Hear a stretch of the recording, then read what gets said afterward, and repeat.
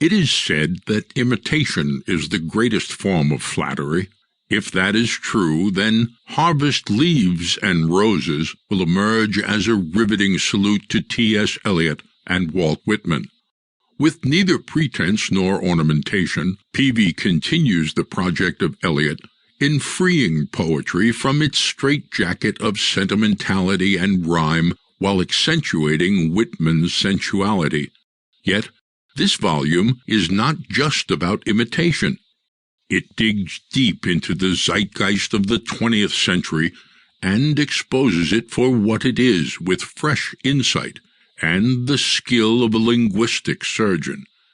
However, there is neither anger nor condemnation within the pages of this book of poetry. Instead, there is warmth, hope, and an abiding tenderness. Although many subjects are treated herein, they are all done so in the rhythm of life and the spirit of the upward spiral of humanity which continues even in the darkest of times. This small volume of poetry is big in its call to come to the harvest and taste of the fruit of life. Baby boomers will find it rich with cultural references, which they can enliven their parties by seeing who can guess the most ones, while church groups can gather together to see who can identify the most biblical references. Now that is the life of poetry. Here's just a brief sample. Lady of Light. In the beginning was darkness. All that was or would ever be was enfolded in the deep, for light and color had not yet emerged. So it was with me. Like Plato's cave dwellers, I was mired in darkness, chained to inactivity. Then the first cause said, "Let there be light." The dynamism of the darkness was stirred, and light appeared, revealing the turbulent waters.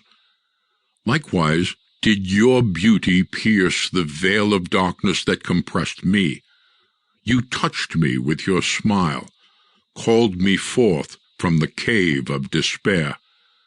Then it was that I peered into your deep brown eyes, where the vitality of life so long denied to one accustomed to the false light stirred me to life and dispelled my darkness. Flares. 2 flares were shot into the sky to light the way from a night-clad forest. Both hung for a moment at apex splendor, the only stars of the first heaven. Then one, like Icarus, fell to earth and crashed into a darker dust. The other descended in graceful stages like a silver bird on a plodded course. Though it too mingled with earthen dust, its brief sojourn was scorched in memory by fireprints left on arbor vitae trees. This is your narrator, Al Bonelli, inviting you to enjoy the poetry of Don Peavy in Harvest Leaves and Roses. Thank you for listening.